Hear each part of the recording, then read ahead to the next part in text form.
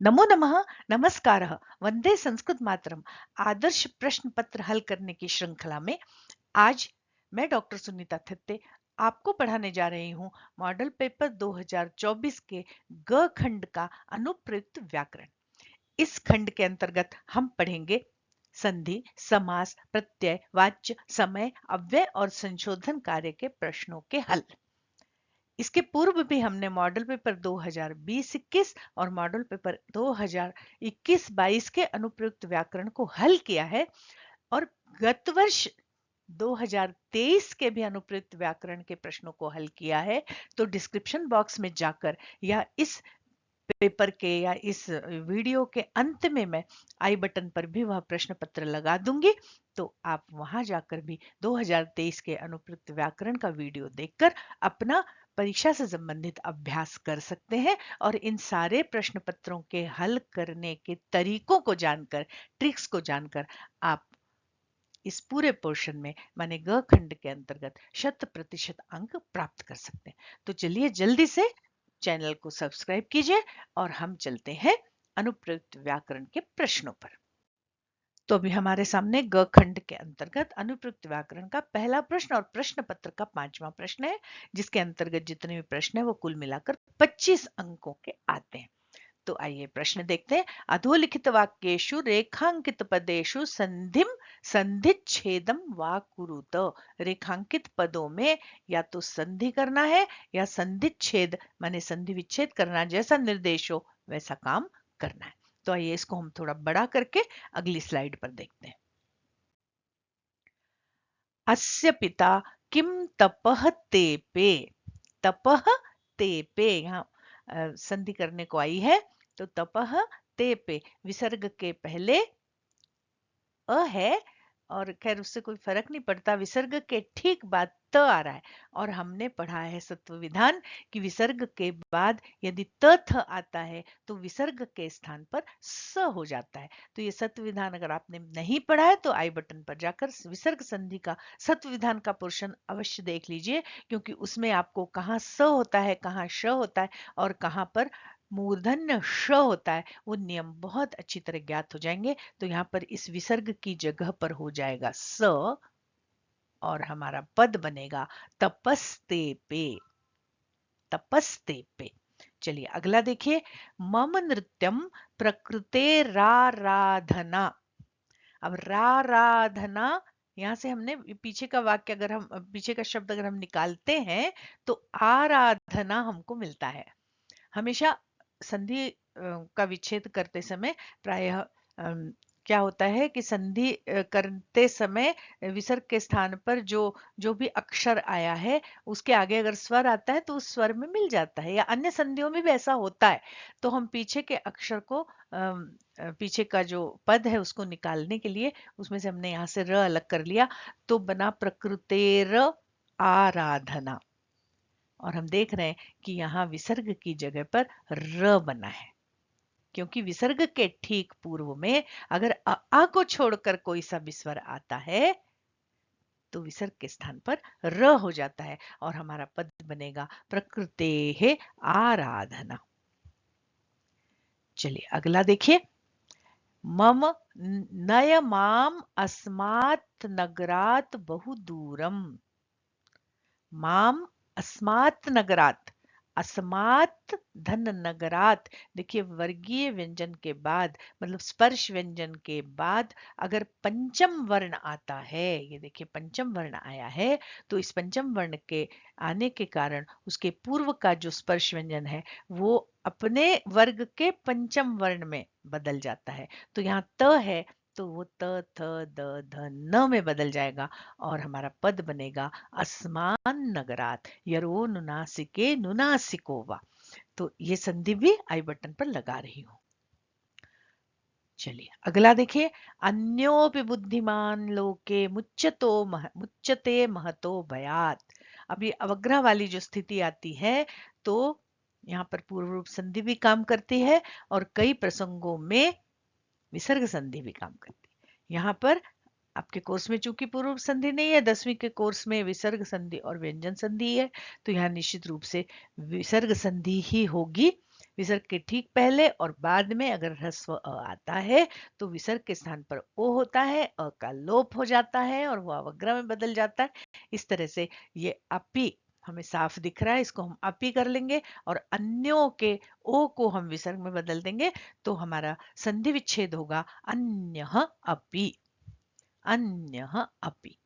भूरि परिश्रम्य किंचित वित्तम उपार्जितवान। किंचित वित्तम। अब देखिए यहां पर जश्त्व विधान काम कर रहा है। ये त जो है ये जश्त्व संधि के हिसाब से किस में बदल जाएगा? तृतीय वर्ण में जश में बदल जाएगा और बनेगा किंचिद वित्तम। किंचिद वित्तम। ये हमारी संधि हो गई। इसको भी मैं आई बटन पर लगा रही हूँ। जश्त्व संधि के दो नियम है और वो दोनों नियम आप निश्चित रूप से देखें। खरीच और जश्त्व संधि का दूसरा नियम है झलाम जशोन्ते। झलाम जशोन्ते और खरीच। चलिए हम अगला प्रश्न देखते हैं। चलिए अगला प्रश्न है अधोलिखित वाक्येषु रेखांकित पदानां समासं विग्रहं वा प्रदत्त विकल्पेभ्यः चित्वा लिखत। एक एक नंबर के 4 प्रश्न आपको 4 करना है। केवलम प्रश्न चतुष्टयम 5 में से 4। पहला देखिए न्यायाधीशः आरक्षिणं दोषभाजनम अमन्यत। दोषभाजनम इसका हमको विग्रह करना है। समास विग्रह है ना, साफ साफ दिख रहा है कि यहाँ तत्पुरुष समास है। दोष का भाजन, दोष का पात्र, तो षष्ठी लगाएंगे। दोषस्य भाजनम, दोष भाजनम, ये हमारा उत्तर हो जाएगा क। चलिए अगला देखते हैं। काकचेष्टः विद्यार्थी एव आदर्श छात्र मन्यते। काकचेष्टः माने काक के समान चेष्टा करने वाला। तो यहां पर बहुब्रीहि समास होगा और काक के समान चेष्टा है जिसकी वह, ऐसा हम संस्कृत में इसका विग्रह करेंगे कि काकः इव चेष्टा यस्य सः इति काकचेष्टः। यह इसका उत्तर बनेगा। तो ये पहले का हुआ क और दूसरे का हुआ ग। चलिए अब हम आगे के 3 प्रश्न देखते हैं। जलद त्वं पर्वतकुलम आश्वास्य रिक्तोसि। पर्वतकुलम, पर्वतों के कुल को, यहाँ भी एकदम दिखाई पड़ रहा, समझ में आ रहा है, पर्वतों के कुल को। षष्ठी तत्पुरुष समास है तो पर्वत में हम लगाएंगे षष्ठी का बहुवचन, तो बनेगा पर्वतानाम कुलम और हमारा सही उत्तर होगा ख, पर्वतानाम कुलम। अगला देखिए हयाश्च नागाश्च वहन्ति बोधिता। हयाश्च नागाश्च ये द्वंद्व समास है। हमने पढ़ा रामश्च लक्ष्मणश्च, राम लक्ष्मणौ, वहां द्विवचन में समस्त पद बना था। पर यहाँ देखिए ध्यान से कि हयाह नागा, हय भी बहुत सारे, नाग मने, हय मने घोड़ा, नाग मने हाथी। हय भी बहुत सारे हैं और घोड़े भी बहुत सारे, नाग भी बहुत सारे, मैंने हाथी भी बहुत सारे हैं। तो ये वाला पद जो है वो बहुवचन में जाएगा। तो हय नाग, इन दोनों को हमने जोड़ दिया हय नाग और इसको हम ले गए बहुवचन में, तो उत्तर बनेगा हय नागाः। और ये हमारा घ उत्तर इसका सही होगा। घ विकल्प को हम चुनेंगे। हय नागाः, हयाश्च नागाश्च इति हय नागाः। अगला देखिए धरातलम मलेन सहितम जातम। मलेन सहितम, स्नेहेन सहितम, ये अव्ययी भाव समास का प्रसंग है। आपने अगर अव्ययी समास का, अव्ययी भाव समास का वीडियो नहीं देखा है तो आप डिस्क्रिप्शन बॉक्स में जाकर जरूर देख लीजिएगा। तो सहितम के योग में जो है तृतीया में लगा करके, तृतीया जो पहला पद है उसमें तृतीया लगा देते हैं और उस पद के पूर्व लगा देते स, सह नहीं लगाते, तो सहमलम नहीं होगा, समलम इसका उत्तर होगा। समलम ख, मलेन सहितम समलम। तो इस तरह से हमारा समास वाला प्रश्न भी हल हो गया है। अब हम आगे बढ़ते हैं अगले प्रश्न की ओर। अगले प्रश्न में पूछा है कि प्रकृति प्रत्यय हमें संयोज्य और विभज्य व उत्तरम विकल्पेभ्य चित्वा लिखतो। रेखांकित पदों में प्रकृति और प्रत्ययों को या तो जोड़ना है माने संयोग करना है, या विभज्य माने उनका विभाजन करना है, उनको अलग करना है, और अलग करके जो उत्तर दिए हुए हैं विकल्पों में उसमें से चुन के एक उत्तर को हमें बताना है। तो अन्योपि बुद्धिमान लोके मुच्यते, बुद्धिमान ये मतु प्रत्यय का प्रसंग है ना। मतु का मत शेष रहता है, बुद्धिमत शब्द बनेगा और फिर उसका प्रथमा के एक वचन बनेगा बुद्धिमान, बुद्धिमंतो, बुद्धिमंत द्विवचन बहुवचन। तो यहाँ बुद्धि प्लस मतुप, ये ऑप्शन, ये विकल्प हमारा सही है क। अगला देखिए, पुत्रस्य अभ्यधिका कृपा, अभ्यधिका कृपा। देखिए अभ्यधिक शब्द है, उसको स्त्रीलिंग बनाया गया है, और स्त्रीलिंगी प्रत्यय आपके कोर्स में दो है, टाप और ङीप। तो ठक और तल तो होगा नहीं, ङीप इसलिए नहीं होगा कि ई नहीं लगी है, ई लगी होती तो ङीप होता, आ लगा है तो स्त्री प्रत्यय टाप होगा। अभ्यधिक धन टाप, ये हमारा सही उत्तर होगा ख। अभ्यधिक धन टाप, अभ्यधिका। चलिए अब अगला प्रश्न देखते हैं। त्वं मीनान छलेन अधिगृह्य क्रूरता, क्रूर प्लस तल भक्षयसी। तल प्रत्यय लगता है तो तार लगता है शब्द में, जैसे क्रूर में लगा क्रूरता, या शुभ में लगा शुभता। तो क्रूर प्लस तल, मधुर में लगा मधुरता, बना क्रूरता। क्रूरता शब्द तो बनाना आपको आ गया, पर अब इस प्रश्न में कौन सी विभक्ति लगाकर क्रूरता शब्द को हम यूज करेंगे या क्रूरता शब्द का हम प्रयोग करेंगे, वो भी हमें यहाँ पर विचार करना है कि क्रूरता से खाते हो। तो से, अब क्रूरता स्त्रीलिंग शब्द है, क्रूरता से खाते हो, तृतीया हमको लगानी है। तो लता में जैसे बनता लतया, वैसे क्रूरता में बनेगा क्रूरतया। क्रूरतया, तुम मछलियों को छल से पकड़कर बड़ी क्रूरता से खाते हो, तो क्रूरतया। तो ये ग ऑप्शन हमारा सही होगा और उत्तर होगा क्रूरतया। देखिए ये भी आपको ध्यान में रखना है कि प्रत्यय लगाने के बाद उसका जब हम वाक्य में प्रयोग कर रहे हैं तो उसमें कौन सी विभक्ति लगाना है। अगला देखिए, तदेवाहुः महात्मानः सम धनत्व इति तथ्यतः। सम धनत्व, तो ये त्व प्रत्यय तो बड़ा सरल होता है, इसमें से कुछ भी लोप नहीं होता, सीधे सीधे लग जाता समत्व। पर अब यहाँ देखिए, समत्व वाला वैसे तो एक ही शब्द है, पर समत्व होगा कि समत्वम होगा, तो इसका विचार ज्यादा करने की आवश्यकता नहीं है। जिस भी शब्द में त्व प्रत्यय लगता है वो शब्द नपुंसक लिंग का बनता है। महत से महत्वम, लघु से लघुत्वम, सम से समत्वम। तो हमारा ये ऑप्शन सही होगा क, समत्वम, ये विकल्प सही है। समधनत्व समत्वम, आपको ये हमेशा ध्यान में रखना है। जैसे परीक्षा में कभी पूछा कि महत धनत्व, और दो ऑप्शन है महत्व और महत्वम, तो हम तो प्रत्यय लगा के जो शब्द बनाए हम लिखेंगे, सही उत्तर चुनेंगे हम महत्वम, न कि महत्व। और जो तल प्रत्यय लग के शब्द बनता है वो नित्य स्त्रीलिंगी होता है। महत्ता, मधुरता, क्रूरता, महत्वम, मधुरत्वम, समत्वम, समता, समत्वम। चलिए, सा तपस्विनी स्वापत्यम एव निर्भर्त्स्यति। तपस्विनी, अब ये समझ में आ रहा है कि तपस्वी शब्द को स्त्रीलिंगी किया गया है। फिर वही बात है कि स्त्रीलिंगी दो प्रत्यय हैं, टाप और ङीप। यहाँ पर बाकी के जो प्रत्यय वो स्त्रीलिंग के हैं ही नहीं, ठक भी नहीं, तल भी नहीं, इन भी नहीं, तो ये तो खारिज हो गए सारे। अगर टाप होता तो वो भी नहीं, क्योंकि टाप में आशेष बचता है और ङीप में ई शेष बचता है, तो यहाँ पर हमें ई दिख रहा है साफ साफ। तो तपस्वी शब्द में ङीप लगेगा तो तपस्विनी शब्द बनेगा, तो हमारा सही उत्तर होगा घ, तपस्विन धन ङीप, और शब्द बनेगा तपस्विनी। तो इस तरह से ये समास का प्रश्न भी हमने हल कर लिया। चलिए अब हम जल्दी जल्दी अगले प्रश्न पर चलते हैं, पर उसके पूर्व अगर आपने अभी तक चैनल को सब्सक्राइब नहीं किया तो सब्सक्राइब कीजिए, और अगर वीडियो पसंद आ रहा है तो इसे लाइक करने के साथ ही अपने मित्रों के साथ शेयर कीजिए, उन मित्रों के साथ जो आपके साथ परीक्षा दे रहे हैं, और एक प्यारा सा कमेंट्स दे दीजिए भाई। चलिए हम आगे चलते।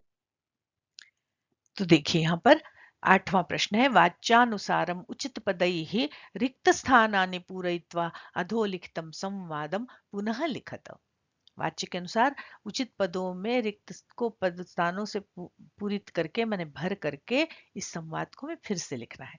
भो वासव पुत्रस्य दैन्यं दृष्ट्वा मया डैश, मया रिक्त स्थान। अब जैसे ही ये कर्ता तृतीया में गया मया, तो यहाँ या तो कर्मवाच्य होगा या भाववाच्य का वाक्य होगा।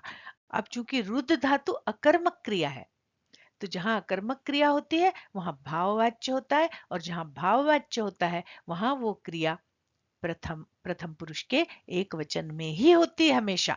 तो ये देखिए, रुद्दे रुद्दे से ये दोनों प्रथम पुरुष के शब्द नहीं है, ये रूप नहीं है प्रथम पुरुष के। यहाँ एक ही दिख रहा है आत्मनेपदी बना हुआ रूप रुद्यते, और ये उत्तर हमारा सही होगा ख, रुद्यते।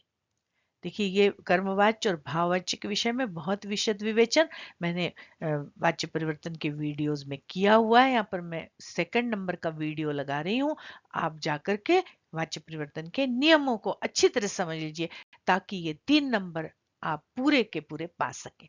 अगला देखिए, सहदीनः इति जानन्नपि सह कृषकः डैश पीडयति। अब पीडयति क्रिया हमको जैसे ही दिखी वैसे हमको ये समझ में आ गया कि ये कर्मवाच्य का वाक्य नहीं है, ये कर्तृवाच्य का वाक्य। और जब कर्तृवाच्य का वाक्य होता है तो वहां कर्म द्वितीया में होता है। अब हम यहाँ देखेंगे कि इतने जो शब्द है उसमें द्वितीया किस में लगी है, तो द्वितीया लगी है एक तो तम में लगी है, और एक ताह में भी द्वितीया लगी है, नहीं ताह में भी प्रथमा है। तो साते ताहा, तामते ताहा, हाँ द्वितीया के बहुवचन में भी ताह होता है स्त्रीलिंग में। पर यहाँ ये जो शब्द है कृषक, सह कृषक, किसको पीड़ित कर रहा है, सह दीन, उस दीन को पीड़ित कर रहा है। तो ये दीन शब्द पुल्लिंग है, इसलिए हम पुल्लिंग का सर्वनाम का द्वितीय विभक्ति का एक वचन ढूंढेंगे। तो यहाँ देखिए, सह नहीं होगा, तेन नहीं होगा, तम होगा। ये तम शब्द जो है द्वितीय का एक वचन है जो दीन के लिए प्रयुक्त होगा, दीनः तम। तो हमारा सही उत्तर होगा तम, इसका होगा रुद्यते और इसका होगा तम। चलिए अब आगे बढ़ते हैं हम। इसमें 3 संवाद हमको पूरे करना थे, तो 4 है, हम चारों को देखते हैं। किम एतत् भवता न डैश डैश, किम एतत् भवता न रिक्त स्थान। अब भवता ये तृतीया में गया कर्ता, तो एक कर्मवाच्य का वाक्य होगा, और कर्मवाच्य के वाक्य में क्रिया जो है वो कर्मानुसारिणी होती है, और यहाँ पर कर्म जो है एतत् है। एतत् माने प्रथम पुरुष का एक वचन, तो हम क्रिया भी लगाएंगे प्रथम पुरुष एक वचन की। देखिए, दृश्यते, दृश्य दृश्य से नहीं होगा, और पश्यति तो बिल्कुल ही नहीं होगा, क्योंकि पश्यति तो कर्तवाच्य में लगता है, कर्मवाच्य में तो श्य ये आ जाएगा। तो दृश्यते, एतत् दृश्यते। तो भाई आप वाच्य परिवर्तन को बहुत अच्छी तरह पढ़िए, तो इसके अंक नहीं जाएंगे। बहुत विचार करके इसको भरिए। रिक्त स्थान पुत्राय बाल्ये महत् विद्याधनम यच्छति, ये तो एकदम सामान्य सा वाक्य हमको दिख रहा है, कर्तृवाच्य का यच्छति लिखा है। यच्छति माने देता है, कौन देता है, पिता देता है। तो पिता होगा प्रथमा विभक्ति के एक वचन में। यहाँ पर देखिए, पिता, पित्रा, पितरम, पितरह में से ये पहला ऑप्शन सही होगा, पिता देता है, पिता यच्छति। बाकी में दूसरी दूसरी विभक्तियां लगी हैं, तो वो वाला प्रश्न, वो वाला उत्तर जो है सही नहीं होगा। तो इस तरह से ये वाच्य परिवर्तन का प्रश्न भी हमारा बहुत अच्छी तरह से हल हो गया है। ध्यान से पढ़िए, ध्यान से उत्तर देखिए दीजिए। अब आइए हम चलते हैं अगले प्रश्न पर, जो दिनचर्या पूर्ण के हैं और कालबोधक शब्दों को हमें अंकों में लिखे हुए हैं, उनको हमें शब्दों में लिखना है संस्कृत में। तो आइए इसको हम थोड़ा बड़ा कर लेते। अधोक्षजः ब्रह्म मुहूर्ते जागर्ति, और यहाँ एक रिक्त स्थान है, वहां लिखा है 3:30 पर। हिंदी इसलिए बोल रही हूँ, संस्कृत बोलूंगी तो उत्तर ही आ जाएगा। 3:30 पर माने 3:30 बजे जागता है। तो साढ़े को हम कहते हैं सार्ध, है ना, और 3 बजे को कहते हैं त्रिवादने। तो इसका उत्तर होगा सार्ध त्रिवादने। अधोक्षजः सार्ध त्रिवादने जागर्ति ब्रह्म मुहूर्ते। अगला देखिए, यहाँ तो सीधे सीधे 4 लिखा है। सह डैश योगाभ्यासम करोति। वह 4 बजे आपको लिखना है संस्कृत में। तो 4 को कहते चतुर्वादने। 4 बजे चतुर्वादने, सह चतुर्वादने योगाभ्यासम करोति। तदनंतरम सह स्नात्वा डैश संध्योपासना करोति। उसके बाद वो स्नान करके 4:30 बजे संध्योपासना करता है। तो 4:30, जैसे ऊपर हमने किया था 3:30, तो सार्ध त्रिवादने, अब यहाँ है 4:30, तो यहाँ 4 का हमने लिखा चतुर्वादने, अब इसमें सार्ध और लगा दे तो हो जाएगा सार्ध चतुर्वादने। अगला है पश्चात सह वेदाभ्यासम करोति डैश में भरना है आपको 5:15। 5:15 माने 5:15, और सवा को संस्कृत में कहते हैं सपाद। तो सपाद पंचवादने, तो यहाँ पर ये उत्तर होगा सपाद।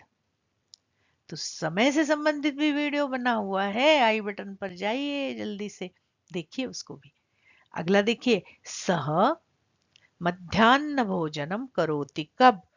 11:45 पर। वह 11:45 पर मध्याह्न भोजन करता है। अब 45 माने पौने, पौने 1, पौने 2, जिसको हम पौन नहीं कहते, पौने 1 को। अब यहाँ पर बहुत से छात्र गलत कर देते, गड़बड़ कर देते।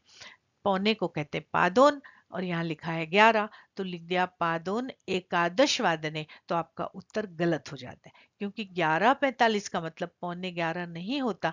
11:45 माने पौने 12, 9:45 माने पौने 10।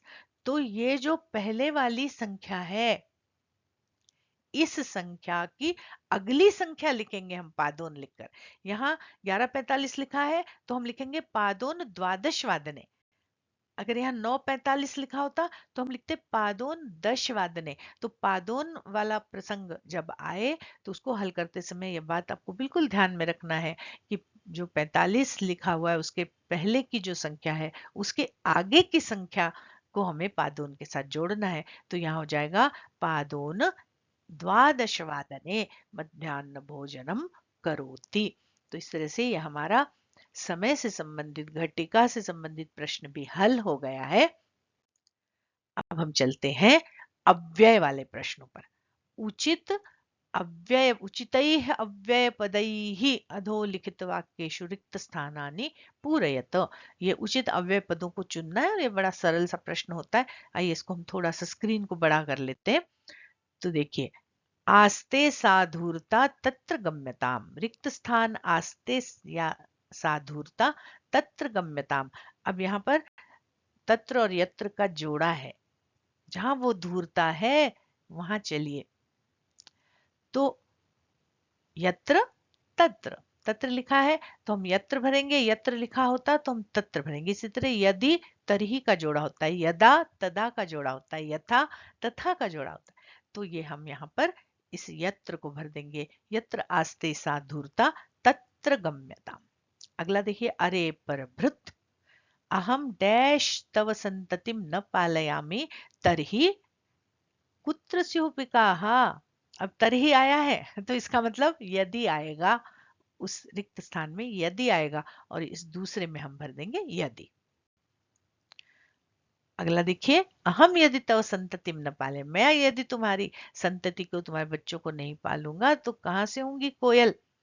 मतलब वो ऐसा कहते हैं कि कोयल जो है वो कौवे के घोंसले में अंडे दे देती है और कौवा ही उसके बच्चों को पालता है।